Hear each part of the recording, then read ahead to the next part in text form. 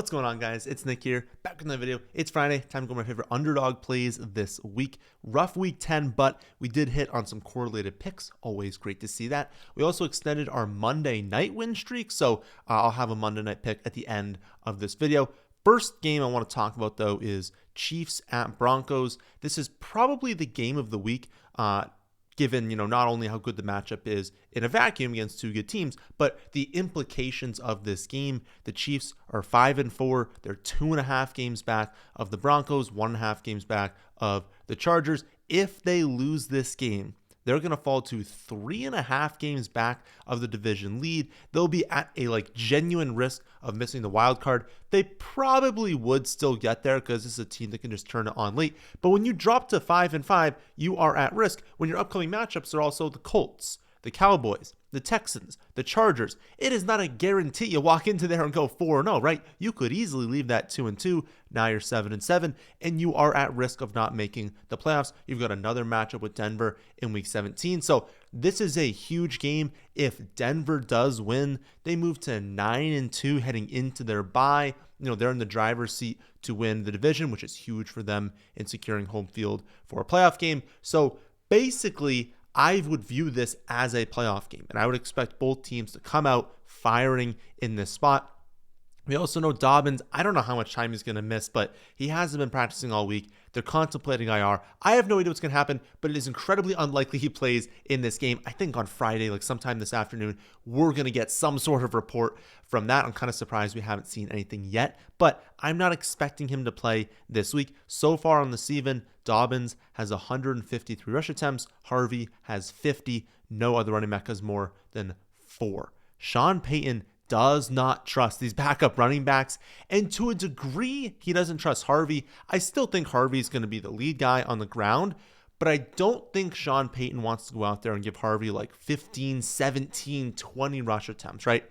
I think, and my guess would be, that we just see Denver drop back at a much higher rate than normal this week, and while it'll likely be in high levels of inefficiency, right? Because not only is Kansas City going to know that, Kansas City is also a very, very good defense. So this is not a spot where we're great, they're going to drop back, see high efficiency, Bo Nix is going off. That's probably not going to happen. But I still think industry projections are not totally taking into account how pass heavy this team is going to be. And so I think we take higher on their receiving yardage, passing yardage projections here. Courtland Sutton is down at 49.5 receiving yards. I like higher than that. Evan Ingram, 25.5. RJ Harvey, 14.5. Bo Nix, 220.5. He doesn't have to have that good of a game for all of these players to go higher, right? For everyone on this list, that is not a crazy amount of receiving yards. That's not a crazy amount of passing yards. If he's going to drop back 37, 38, 39 times, he can get there based on volume, even if the efficiency is low. Right now, I have Bo Nix projected for 38 pass attempts. I wouldn't be shocked to see him hit 40 if that happens, even if they spread the ball around.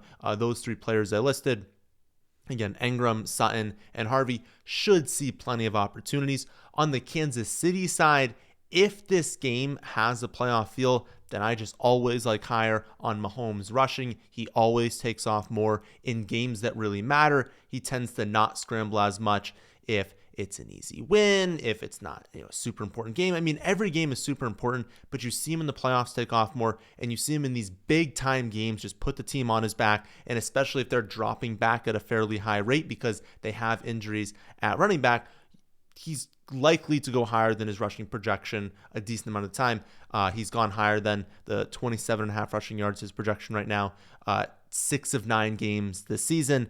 I just think we see this play out basically like a playoff game. And if this were a playoff game, his underdog projection would be closer to 34 or 35.5, not 27.5. And it's also nice just knowing the nature of this game is pass heavy, right? It is unbelievably unlikely that both teams lean run heavy. That's just not going to happen this week.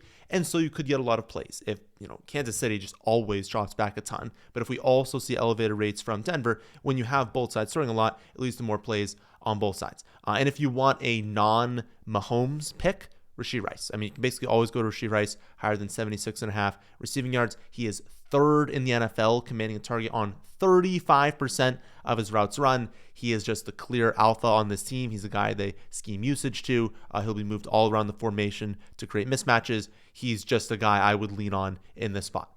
A solo pick I like is Colston Loveland, higher than 28.5 receiving yards. I don't love that his snaps went down to 61% when Cole Kmet returned last week. It shows that, he's not clearly the guy.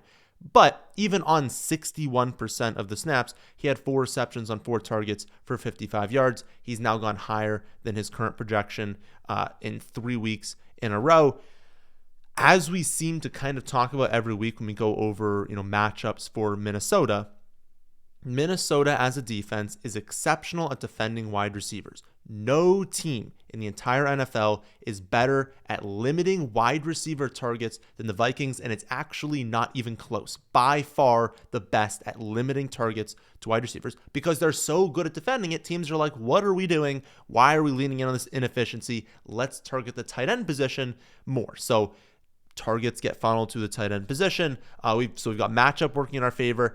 We also probably have game script. It's tough because it's like a 3-point spread, so it could lean in either direction, but I don't think Chicago gets up big. You see the Vikings just like lay an egg. I think the Vikings are going to have a pretty decent day here. I think they're going to score a decent amount of points.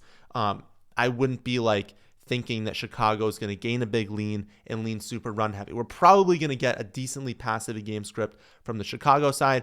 We also have Loveland being, a very high-end rookie prospect. And typically when we have these types of players, they see their roles grow as the season goes on, right? We always think they're going to break out in week 1. And we're like, what are you doing? Why are you not using this prospect you spent the top 10 pick on? But that's because that's what always happens, right? These guys see their roles grow. We've seen that happen with other rookies this season, and we've seen it happen with Loveland himself. I think that he's just starting to earn that consistent role, even with Kmet healthy. And it's pretty clear that as the season moves on, we're going to see more and more put on the plate of Loveland every week. And I think he's going to produce when that happens. It's also worth noting that Loveland not only was just a rookie to start the year, he was banged up. So he was kind of playing through injury. I believe he missed a game as well. So it was tougher for him to break out. Whenever you have a rookie missing time or playing through an injury, they're not going to overload them. They're not going to put everything on their plate when also you have a ton of other good players on this offense. And so it makes sense that he started off a little bit slower. I think now that he's getting ramped up, now that he's been playing healthy, again, 28.5 receiving yards, that just feels far too low of a projection by Underdog. Very manageable, even if we don't see a role increase this week, which we could absolutely see. Another solo pick I like is Terrance Ferguson, higher than 16.5 receiving yards. For a lot of the same reasons as Loveland, you can kind of say for Ferguson, just being this very high-end receiving threat, receiving prospect that the Rams are absolutely in love with. The difference is schematically, we're also seeing a big shift for the Rams. They're going with a very tight end heavy game plan. No team runs 13 personnel in the NFL these days. You just don't see it, right? A lot of teams run 11, which is 1 running back, 1 tight end, 12, 1 running back, 2 tight ends, 13 having 3 tight ends on the field, rotating 4 tight ends on the active roster. You do not see teams do that. But the Rams have really found something with that personnel package this season. They're creating a ton of explosive plays from it. That's been also just getting Ferguson onto the field more as of late. They've got 4 tight ends they like. And so when you've got a rookie kind of mixing in there, when they weren't running 3 tight ends on the field at the same time to start the season, he was not getting as many snaps. Now that they're running 3 tight ends, it's a lot easier to get on the field as a tight end. And it seems really, really fluky that he has 27.6 yards per reception. And obviously, his career average will be far lower than that. It is a little bit fluky. But when you look at how it's happening, all of his targets are deep downfield. So he's not going to have 10 yards per reception when his ADOT is 22.3 yards downfield. On average, he is getting a pass very, very far downfield. And that's not really going away because that's what they're trying to do. They're in 13 personnel because they run the ball a decent amount from that. You get extreme efficiency from the wide receiver you target that's on the field there. But what you also get is amazing efficiency on the play action when you go to Ferguson deep downfield, because the defense doesn't have the personnel to really defend that. So that's why we're seeing this high level of efficiency. And it's not even coming with a high catch rate. Like, I'd be a lot more concerned if it was like he was getting one target every single week and it was coming 20 yards downfield and he had to convert that one target. He's only brought in 45% of these deep shots. So if anything, he's getting a little bit unlucky. He probably should have caught one or two more of these deep shots and his stat lines would be even larger, right? So this consistency, in the downfield usage is going to continue. He's probably only going to get 3 to 4 looks. He's probably only going to catch 1 or 2 of those deep looks. But if both looks come 20 yards downfield, then he's probably going to go higher than 16.5 receiving yards. And given that he's a prospect they're in love with, and this is a schematic change that has been absolutely destroying for them, like they are cooking teams right now, you got to think it's going to continue. All right, time for the Monday night pick everyone's waiting for. I like Trey Tucker, higher than 46.5 receiving yards. Ashton Jeanty, higher than 15.5 receiving yards. And then CeeDee Lamb, higher than 84.5 receiving yards. I like this one because while Dallas is going to be better on defense now that they made these trades, they were so bad before that they'll go from like historically bad to still probably bad. Like still probably going to be a below average defense. They are not a defense we're going to be scared of. But at this point through the season, they are by far, like by a mile, like twice as worse as any other team in defending outside wide receivers. They're also a top 2 matchup for running back receptions and receiving yards, stuff like that, which they've been for like years now. Every single one of these videos we talk about, target running back receptions and receiving yards against Dallas. Their pass rush just loves to try and get sacks, and they run just a little bit too far sometimes, let up these big screen passes. Trey Tucker running 80% of his routes on the outside, so he gets a great matchup. 100% snap share last week. He will not be coming off the field after they traded away Jacoby Myers. So if he's going to be out there every play in a dome, in the number 1 matchup, even if it turns into like the number 3 matchup, still a great spot for him. 46.5 is too low. And then Jeanty, he's played 91% and 87% of the snaps over the last 2 weeks. He has 5 targets in each of those games as well. So in a top 2 matchup, I love his odds of going higher than 15.5 receiving yards. In theory, you'd be like, Nick, why aren't we throwing Geno onto this? I did that, but the payout didn't change. It probably will depending on the site that you use, but we're using Underdog here. I threw Geno onto this and quite literally added $0 to the payout. And so why would you do that? Why would you even risk at all adding Geno on for his passing if the payout is exactly the same? So don't do it. If you check and it doubles the payout, sure, go for it. Makes sense. But there was just, I guess, so much correlation there, which I don't know. I feel like there's not that much. There's correlation, but not enough to where you put $0 extra in payout. But yeah, that's why he's not on there. On the other side, the Raiders are quietly like a pretty difficult matchup for tight ends. So I do think the wide receivers will be heavily involved this week. They are a great matchup for wide receivers. And if you look historically, CeeDee Lamb, not only has he gone higher than this current projection in 4 of 5 games that he hasn't gotten injured instantly, but Dallas is coming off bye. And in the last 4 games that CeeDee Lamb has played coming off bye, he has 112, 150, 158, and 146 receiving yards.